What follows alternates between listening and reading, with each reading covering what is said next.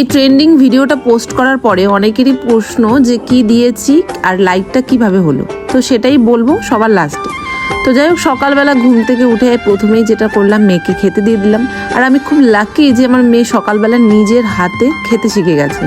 আর এই কুকিজ অর্ধেকটা দেখতে পাচ্ছ, এটা একটা ঘুষ, মানে যাতে খাবারটা কমপ্লিট করে, তো সেটা সামনে রেখে আগে ওই খাবারটা কমপ্লিট করবে। যাই হোক, যখন ওর বেশি হয়ে যাবে, পেট ভরে যাবে, ও আর খাবে না। আমি খাওয়ানে কখনো জোর করি না। তো যাই হোক, তারপরে আর কোনো কাজ ছিল না, দুজনে মিলে খেলতে খেলতে ঘুমিয়ে পড়েছিলাম।